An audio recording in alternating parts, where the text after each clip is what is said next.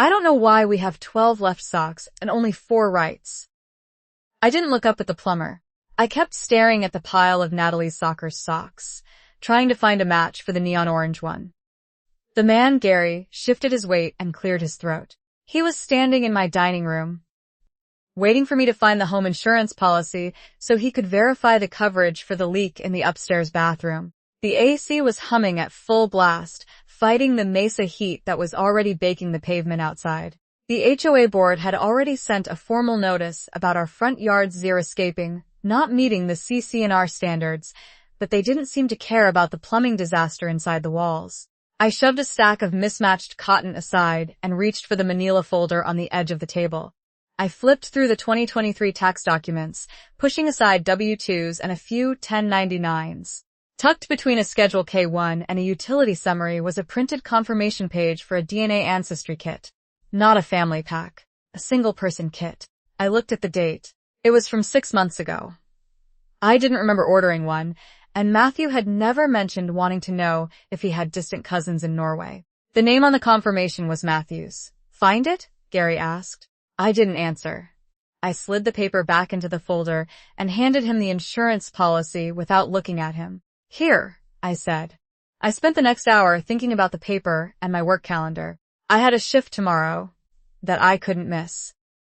My supervisor was already questioning my reliability, and losing a day of income would make the health insurance premiums for the family a problem. We were locked into this plan because of Natalie's asthma. And the thought of a coverage gap made my stomach tighten.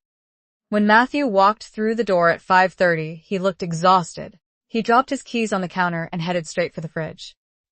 The plumber is still here, I said. He's finishing up in the bathroom. Great, Matthew replied. Did he find the source? I leaned against the counter, crossing my arms. I found something in the tax folder. A DNA kit. Since when are we into genealogy? Matthew stopped with the milk carton halfway to the glass. He didn't turn around. A DNA test, I said. You bought one 6 months ago. Why didn't you tell me? He turned then, his expression flat. It was just a curiosity thing. I didn't think it was a big deal. It's a big deal when you hide it in the tax papers, Matthew. You usually tell me when you spend money. It was $20. Get over it. He walked past me into the living room. I wanted to push, but a school portal notification popped up on my phone. Natalie had a mandatory team meeting for her travel soccer league tomorrow morning. If I didn't coordinate the carpool now, I'd be the only parent driving, which would clash with my start time at work. I stepped into the hallway and dialed Christina. Christina had been my best friend since college. She was the one person who always told me the truth. Hey, Christina answered. I'm just finishing up a manicure. What's up? Matthew bought a DNA kit in secret, I said, my voice dropping. He's acting weird about it. Do you think it's a midlife crisis thing? I heard a pause on the other end. Honey, you're overthinking it. Maybe he's just curious about his heritage. Or maybe it's for one of those corporate wellness things they push at his office. I guess, I said. He just lied about it. I let her talk me down. I wanted to believe her because the alternative meant my routine, the balance of work, insurance, and the image we kept for the neighborhood was at risk. Hung up and checked the soccer payment app to see if the tournament fees had cleared. I frowned. The app showed the balance was paid in full, but the paid by field didn't list Matthew's account or mine. It listed a name I didn't recognize, MH Consulting. I didn't have a consulting business. Matthew didn't have a consulting business. I tried to log into our joint bank portal to see if there had been a transfer, but the site gave me a security error, stating the account was temporarily locked for verification. Matthew, I yelled. Why is there a company called MH Consulting paying for Natalie's soccer? I don't know what you're talking about, he shouted back from the bedroom. Gary the plumber poked his head out of the bathroom. I need a 5/8 wrench to tighten this valve. You got a toolbox in the garage? Yeah, I said, my voice shaking. I'll get it. I walked into the garage, where the air was thick and smelled of old oil and hot concrete. I went to the heavy metal toolbox in the corner, opened the top drawer, and pushed aside a tray of sockets to get to the wrenches. Tucked in the back, wrapped in a dirty rag, was a small black flip phone, a burner. I picked it up. There was a single unread text message on the screen. It didn't have a name, just a number. I stared at the screen until the backlight dimmed. My thumb hovered over the delete button, but I didn't press it. I slid the phone into the pocket of my purse, burying it under a handful of old receipts and a stray lipstick. "You find the wrench?" Matthew's voice echoed from the garage door. I turned around, leaning back against the metal toolbox. "I found a lot more than a wrench. Maybe I'll start a collection of secret phones. Do you think we can get a matching set?" Matthew stopped, his brow furrowing. "What is that supposed to mean?" "Nothing," I said, my voice dripping with a sarcasm I didn't actually feel. "Just wondering if you've taken up a second career as a spy. Now, here's your damn wrench." I handed it to him. He took it, but he didn't look at me. He just grunted and walked toward the bathroom. He used my tone as a shield, treating me like I was just having one of my moods, so he didn't have to explain why he had a burner phone in a rag. He dodged the whole thing in 10 seconds because I made it a joke. The next morning was a blur of heat and logistics. She just lifted her chin and said, "The Mesa sun was already hitting the pavement by 7 a.m.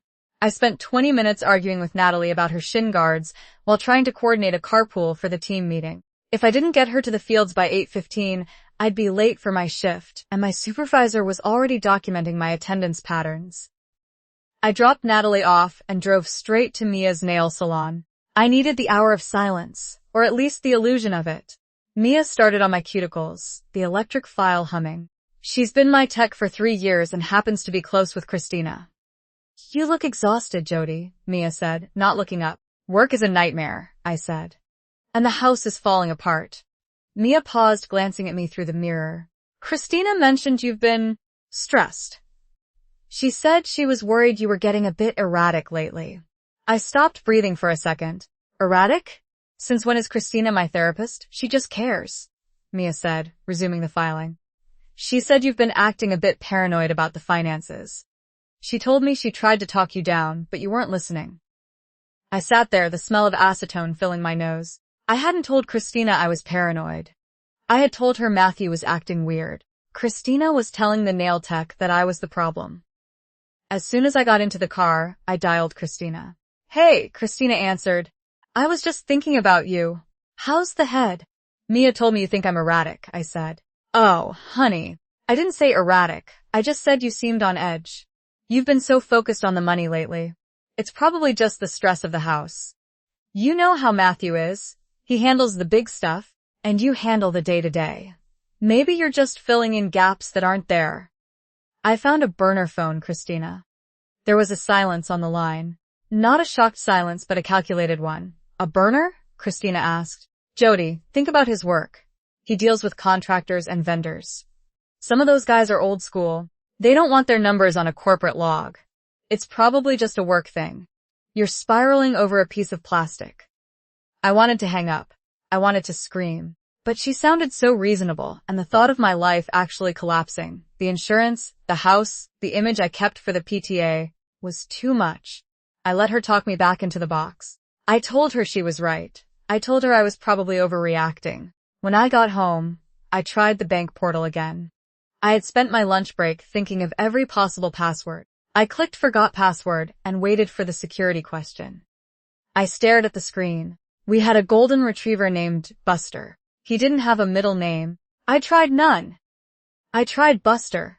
I tried Goldie. I closed the laptop. I couldn't call them from work, and I didn't want to do it while Matthew was in the room. I walked to the front door to grab the mail and saw a bright orange slip of paper taped to the wood. Another HOA notice. This one wasn't about the Zir escaping. It was a formal warning about oil stains on the driveway. A $50 fine if it wasn't power washed by Friday. I looked at the driveway, then back at the house. I thought about the community property laws I'd read about online. If this actually went south, if the MH consulting thing was some kind of fraud, who would even get to stay here? The house was in both our names, but the mortgage was a mess of refinancing and equity loans I hadn't fully tracked in years. I went inside and found a letter on the counter from a credit agency. I scanned it quickly. Account balance due at $200. I frowned. I knew we had that money in the savings account. Assumed it was just a glitch or a missed autopay. I tossed it in the trash, thinking I'd just have Matthew handle it tonight. My phone buzzed. It was a text from the soccer coach. I stared at the phone. I didn't check the app. Just sat at the kitchen table and watched the AC vent blow a thin stream of cold air across the room. I picked up the phone and opened the text from the soccer coach. It wasn't a schedule change. It was a request for a signed liability waiver for the tournament in Phoenix. The coach mentioned that the payment from MH Consulting had cleared, but the paperwork was missing. I stared at the screen. MH Consulting.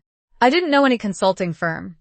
I tried to log into our joint banking portal to see where the money had come from, but the screen flashed a password error. Tried again, then a third time, before the system locked me out for 24 hours. I didn't call the bank. Instead, I called Brenda, a woman from my neighborhood who always seemed to have the inside track on the HOA board's business. I told her I was confused about a payment for Natalie's soccer and mentioned the name of the company. I thought I was venting to a friend. I didn't realize I was feeding a leak. By the time I hung up, I felt a strange sense of relief, which I chased by logging into an online forum for women dealing with financial infidelity. I scrolled through threads of strangers, describing their lives falling apart. I didn't treat their advice as gospel. Most of it was too generic, but it kept me occupied while I checked the school calendar.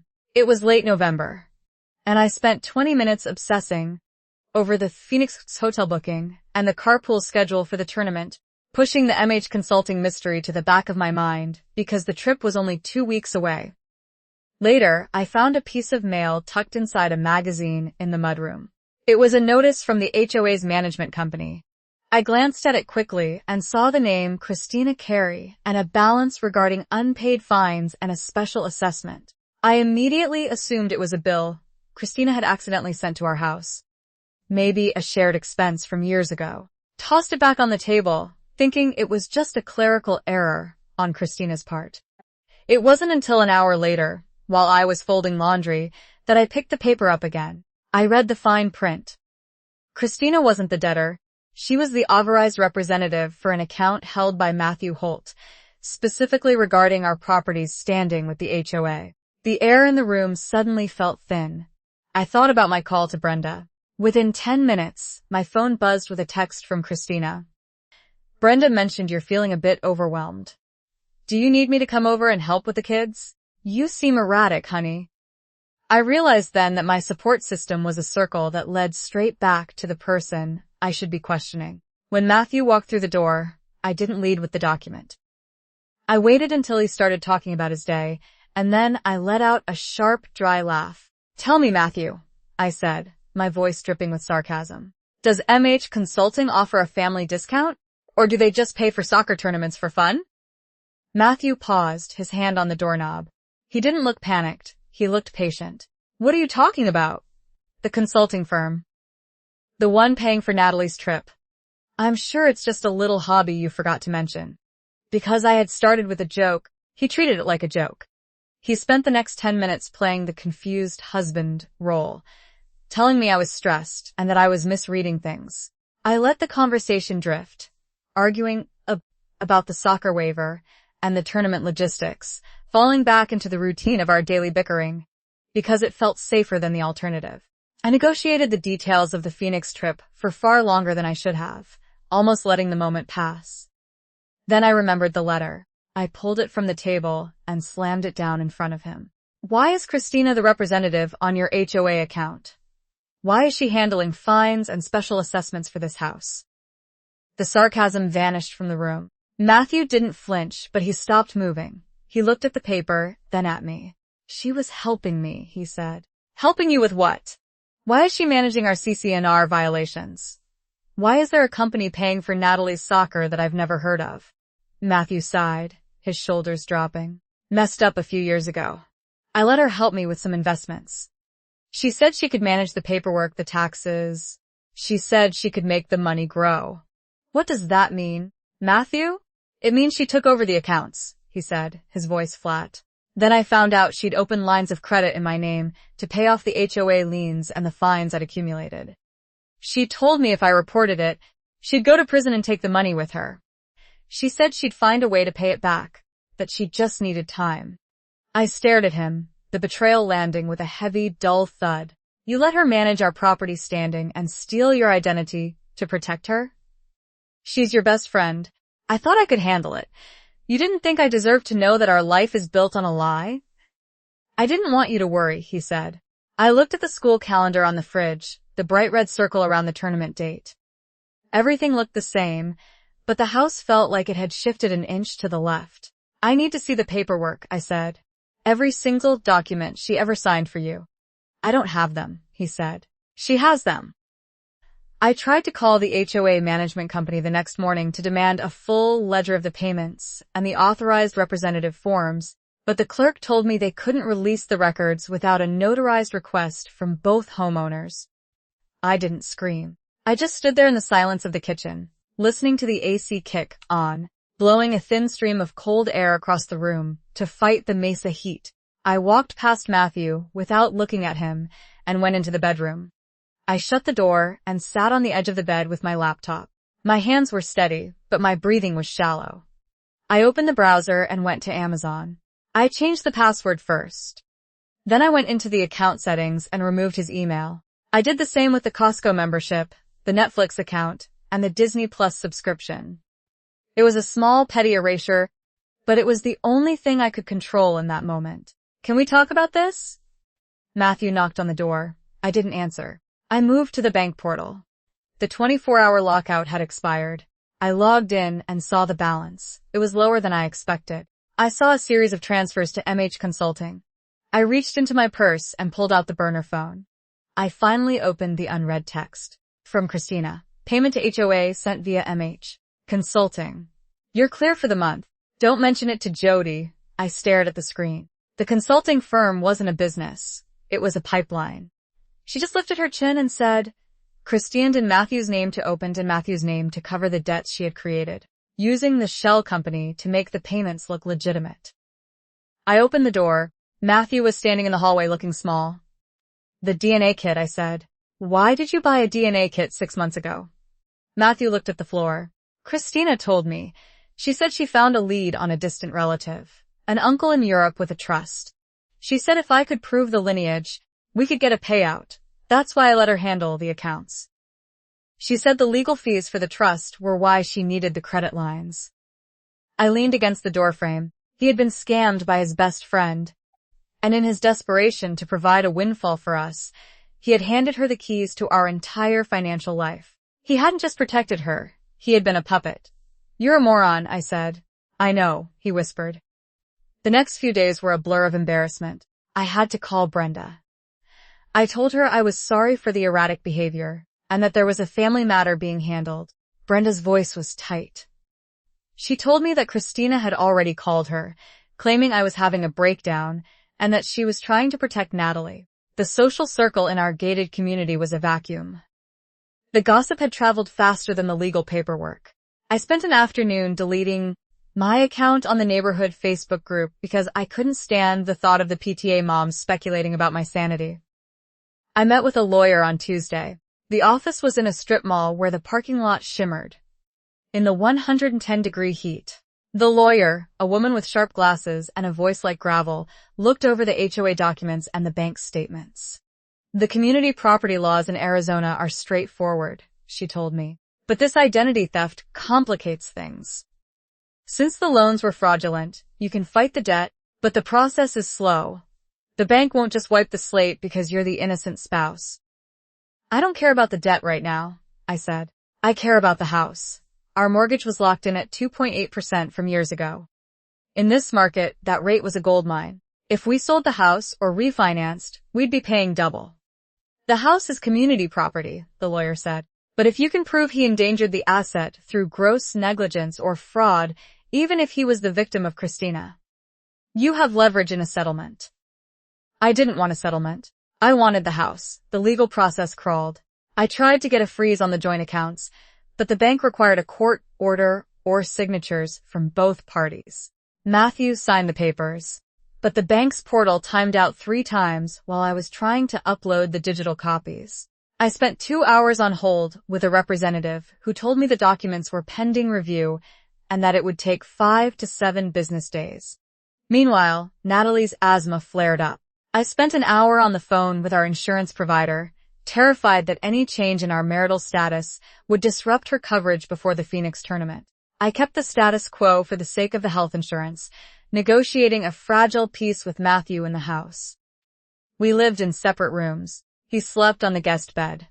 By the time the tournament arrived, the silence in the house was heavy. I drove Natalie to the fields, the car smelling like old Gatorade and sports equipment. I didn't talk to Matthew about the lawyer or the bank, just focused on the liability waiver and the hotel check-in. A month later, the leverage worked. Matthew was broken, and Christina was facing a civil suit from the bank and a potential criminal investigation for the identity theft. To avoid a prolonged court battle over the house, Matthew agreed to a settlement. He signed over his interest to me in exchange for me not pursuing him for the remaining balance of the fraudulent loans. He couldn't afford a mortgage on his own. He ended up renting a studio apartment across town, a beige box with a loud heater and a view of a parking lot. I stood in the driveway on the day he moved out. The sun was baking the pavement, and the oil stains were finally gone. I watched him load the last of his boxes into a rented truck. He stopped at the driver's side door and looked at me. "I'm sorry, Jody." I reached into my pocket, pulled out the burner phone, and dropped it into the trash can at the end of the driveway. I walked back inside and locked the door. Now that the house is legally mine, my focus for the next week is purely on Natalie. I need to make sure her school registration for next year is finalized and that her sports physical is updated. I'm spending my evenings reviewing the remaining bank statements, looking for any lingering transfers to MH. Consulting that might still be pending. With the Mesa heat peaking, I'm just trying to keep the household running and ensure our current paycheck covers the utilities without any surprises from the bank. I'm still struggling with the fallout of the community property laws here. Since the fraudulent loans were taken out in Matthew I. Holt's name but affected our joint assets, and he now has nothing to his name in that studio apartment, how do I navigate the remaining debt collections without it impacting my own credit score while the bank's review process crawls forward? I need some advice on this. I just added a calendar reminder for my legal consult on Thursday.